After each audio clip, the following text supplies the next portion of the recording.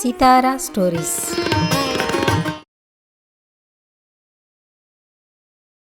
అందరికీ నమస్కారం. ఈరోజు మనం తెలుసుకోబోతున్న స్టోరీ కష్టం విలువ 2వ భాగం. నాన్న, ఈ కాలేజ్ హాస్టల్లో ఫుడ్ అస్సలు బాగోదట. అవునా? మరిప్పుడు ఎలారా? రూమ్ తీసుకుని ఉంటానన్నా. నేనే కాదు, ఈ కాలేజ్లో చదివే చాలామంది రూమ్స్లోనే ఉంటారట. రూమ్ అంటే చాలా ఖర్చవుతుంది కదరా. అందులోనూ ఒక్కడివే మొత్తం అద్దె కట్టాలంటే మనకి మించిన భారం అవుతుంది. ఒక్కనే కాదు నాన్న, నా ఫ్రెండ్స్ కూడా ఈ కాలేజ్లోనే చేరారు. వాళ్లతో పాటు కలిసి రూమ్లో ఉంటాను. అప్పుడే అక్కడికి తన ఫ్రెండ్స్ విజయ్, రఘు వస్తారు. నాన్న, వీడు విజయ్, వీడు రఘు. వీళ్లతోనే నేను రూమ్లో కలిసి ఉండబోతున్నాను. నమస్తే అంకుల్. నమస్తే బాబు. మీరేమీ భయపడకండి అంకుల్, మీ అబ్బాయికి ఎలాంటి ఇబ్బంది ఉండదు. మంచిది బాబు, కానీ నెల నెల అద్దె కట్టాలి కదా అని ఆలోచిస్తున్నాను. అందుకే అంకుల్, ముగ్గురం కలిసి ఒకే రూమ్లో ఉండాలనుకుంటున్నాం. ముగ్గురం కలిసి అద్దె కట్టుకుంటే సరిపోతుంది. మీరొక్కరే అన్ని డబ్బులు కట్టక్కర్లేదు. రూమ్ కూడా చాలా బాగుంది. పైగా కాలేజ్కి, ట్యూషన్స్కి బాగా దగ్గర. అద్దె కూడా చాలా తక్కువ అంకుల్. ప్లీజ్ నాన్న, ఈ హాస్టల్ భోజనం తింటే నేను అనారోగ్య పాలవటం ఖాయం. అంతేకాదు, హాస్టల్లో గోలగోలగా ఉంటుంది. శ్రద్ధగా చదువుకోవటం కూడా కుదరదు నాన్నా. సరేరా, అలాగే ఉండు. నా తిప్పలేవో నేను పడి నెల నెల డబ్బులు పంపిస్తానులే. ఆరోగ్యం జాగ్రత్త, వేళకి తిను. అప్పుడప్పుడు ఫోన్ చేస్తా ఉండు. ముగ్గురు కలిసిమెలిసి ఉండండి. అలాగే నాన్నా. ఇదిగో, ఖర్చులకి ఈ డబ్బులుంచు అని కొంత డబ్బు కిరణ్ చేతిలో పెడతాడు సత్యం. అది చూసి ఆనందంతో కిరణ్, థ్యాంక్స్ నాన్నా. ఇక సత్యం ఇంటికి వెళ్ళిపోతాడు. రే కిరణ్, ఈరోజు నువ్వు మాకు పార్టీ ఇవ్వాలి. పార్టీయా? ఎందుకు? పిచ్చోడా, పార్టీస్లోనే జస్ట్ ఫ్రెండ్స్ కూడా క్లోజ్ ఫ్రెండ్స్ అయ్యేది. నిజమా? నువ్వు సిటీకొచ్చినా నీ బ్రెయిన్ ఇంకా పల్లెటూరులోనే ఉండిపోయింది. ఆ పల్లెటూరి ఆలోచన, అలవాట్లని మర్చిపోవాలి. ఇక్కడి పద్ధతుల్ని అలవాటు చేసుకోవాలి. అలాగేరా. సిటీ నుండి ఇంటికొచ్చి బయట అరుగుపై కూర్చుంటాడు సత్యం. ఏంటయ్యా ఇక్కడే కూర్చున్నావు? లోపలికిరా. అలసటగా ఉంది, కాసేపు చల్లగాలికి సేత్తేరుతాను. సౌజన్య, అమ్మా సౌజన్య. లోపల నుంచి సౌజన్య, ఏంటమ్మా, మీ నాన్నకి కాసిని మజ్జిగ తీసుకొనిరా. అలాగేనమ్మా అని గ్లాస్లో తండ్రికి మజ్జిగ తెచ్చి ఇస్తుంది సౌజన్య. వాటిని గటగటా తాగేస్తాడు. అమ్మయ్యా, ఇప్పుడు కాస్త ప్రాణం కుదుటబడింది. ఏంటయ్యా మొహం అట్టా పీక్కుపోయింది? చూస్తా ఉంటే బాగా ఆకలి మీద ఉన్నట్టున్నావు. మధ్యాహ్నం ఏమీ తినలేదా? లేదే. ఏ, ఎందుకు తినలేదు? చేతిలో ఛార్జీలకి సరిపడా మాత్రమే డబ్బుంది, అందుకే. అదేంటయ్యా అట్టా అంటావు? వెంట తీసుకుపోయిన డబ్బులన్నీ ఏమయ్యాయి? అవి వచ్చేటప్పుడు అబ్బాయికి ఇచ్చొచ్చానులే. అంత డబ్బు ఆడికి ఎందుకు ఇచ్చారు? భోజనం ఎట్టాగు హాస్టల్లోనే తింటాడు కాబట్టి ఏదో చేతి ఖర్చులకి 10ో 12 ఇస్తే సరిపోయేదిగా. ఆడు హాస్టల్లో చేరనన్నాడు. వాళ్ళ స్నేహితులతో కలిసి రూమ్ తీసుకున్నాడు. అందుకే నా దగ్గరున్న డబ్బు ఆడికి ఇచ్చేసొచ్చాను. 2 తిట్టయినా సరే హాస్టల్లో చేర్పించకపోగా వాడు ఆడి నాటకల్లా వంత పాడొచ్చారన్నమాట. మీకు బదులు అసలు నేనెళ్ళి ఉండాల్సింది. వాడు తెక్క కుదిరేది. వాడికి అసలు డబ్బు విలువ తెలియట్లేదు. పోనీలేవే, వాడిష్టాన్ని మాత్రం ఎందుకు కాదనాలి? రూమ్ అయితే శ్రద్ధగా చదువుకోవడానికి కూడా బావుంటుందంటలే. మీరిలాగే వాడడిగిన ప్రతీది ఇచ్చుకుంటా పోతే ఆడికి మన కుటుంబ పరిస్థితి ఎప్పటికీ తెలీదు. అలా ఏం కాదులేవే, వాడికి కష్టం విలువ తెలుసు. బాగా చదువుకొని మనకి మంచి పేరు తీసుకొస్తాడు. సరే సరే, అదే జరిగితే మనకి సంతోషమేగా. ముందు పదండి, అన్నం పెడతాను. ఎప్పుడో పొద్దుననగా తిన్నారు అని లోపలికి తీసుకెళ్లి అన్నం పెడుతుంది రాజ్యలక్ష్మి. రే కిరణ్, ఈరోజు సరదాగా సినిమాకి వెళ్దామా? చేతిలో డబ్బులు లేవురా. మీ నాన్నకి ఫోన్ చేసి అడగరా. రేయ్, 10 రోజుల క్రితమే ఈ నెల డబ్బులు పంపించాడు. ఇప్పుడు మళ్ళీ కావాలని అడిగితే తిడతాడు.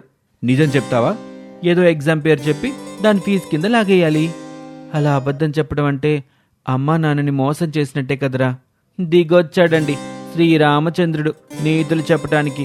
ఒరేయ్, అమ్మా నాన్న సంపాదించి మొత్తం పెద్దయ్యాక మనకివ్వటానికి కదా. సో అప్పుడు తీసుకునేది వాళ్ళ దగ్గర మనం ఇప్పుడు తీసుకుంటున్నాం. అంతేకాదు, మనం పెద్దయ్యాక వాళ్ళు ఎంత ఇచ్చినా ఆ డబ్బుతో అప్పుడు మనం ఎంజాయ్ చేయలేం. అదే ఇప్పుడైతే ఫుల్గా ఎంజాయ్ చేయొచ్చు. మీరు చెప్పేది వింటుంటే కరెక్టే అనిపిస్తుంది. నువ్వు నేర్చుకోవాల్సింది ఇంకా చాలా ఉంది.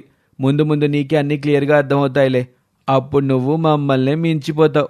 ఈ టైంలో మా నాన్న పొలంలో పనిచేస్తూ ఉంటాడు. మాట్లాడడం కుదరదు. ఒక పంచే, ఈరోజు సినిమాకి నువ్వు తీసుకెళ్ళు, మరోసారి నేను తీసుకెళ్తానులే. సరే పదండి అని సినిమాకి వెళ్ళిపోతారు. అలా నెమ్మదిగా కిరణ్ సినిమాలకి షికార్లకి అలవాటు పడతాడు. మాటి మాటికి తండ్రిని డబ్బడుగుతూనే ఉంటాడు. ఏమయ్యా, ఆ దేవుడి దయ వల్ల మన మిరప తోట మొదటి కోతకి దిగుబడి బాగానే వచ్చింది. అవి అమ్మేసి ఆ డబ్బుతో ఆ వడ్డీ వ్యాపారి అప్పు తీర్చు. ఈసారి కోత డబ్బులు మనం ఇంట్లో కుంచుకోవచ్చు. అలాగే. ఇంతలో కిరణ్ నుంచి ఫోన్ వస్తుంది. అబ్బాయి ఫోన్ చేశాడు అని లిఫ్ట్ చేసి స్పీకర్ ఆన్ చేస్తాడు. ఏరా, బాగున్నావా? బావున్నానమ్మా. నాన్నలేరా?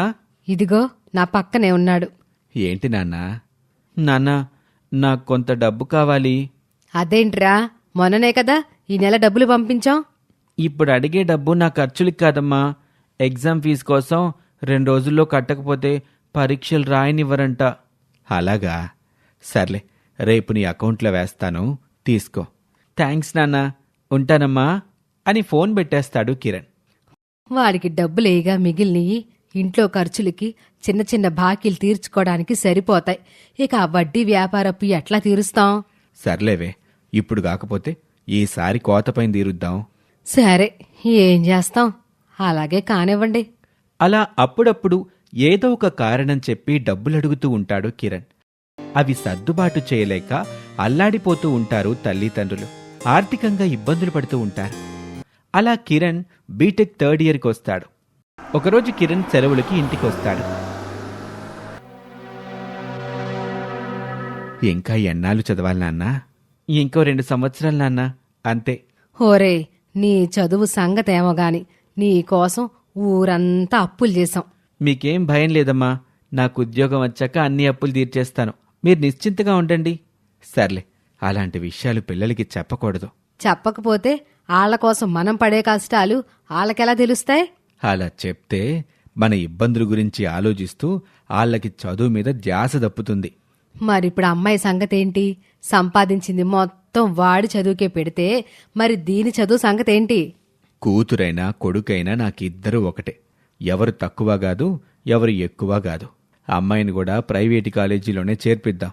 వద్దు నాన్న, నేను గవర్నమెంట్ కాలేజీలోనే చదువుకుంటాను. ఏమ్మా, ఎందుకని?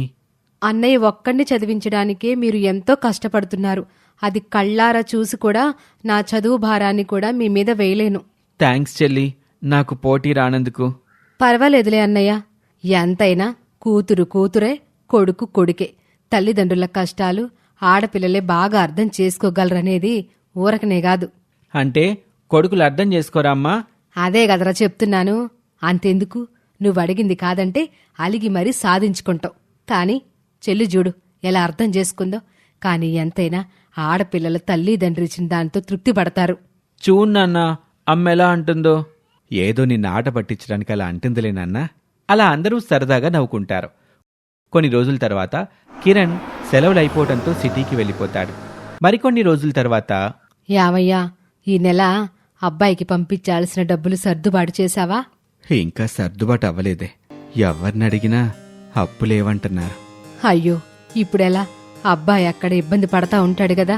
ఏదో చేస్తానులే, నువ్వు దిగులు పడబాకు. యావోనయ్యా, నెల నెల అబ్బాయికి డబ్బు పంపించడానికి నువ్వు పడే ఇబ్బంది చూస్తా ఉంటే గుండె వెలవెల్లాడిపోతుంది. ఇంకా ఎన్నాళ్ళు లేవే మనకి కష్టాలు. మహా అయితే 1 సంవత్సరం. ఆ తర్వాత అబ్బాయికి ఎట్టాగో ఉద్యోగం వచ్చుద్ది. అప్పుడు మన అప్పులన్నీ తీర్చేస్తాడు. ఆ ధైర్యంతోనే మీరు వాడి కోసం ఎన్ని అప్పులు చేసినా నేను కూడా వంత పాడతా వస్తున్నా అని వాళ్ళిద్దరూ అనుకుంటూ ఉంటారు. ఇక ఆ తర్వాత ఏం జరిగిందో వచ్చే భాగంలో చూద్దాం.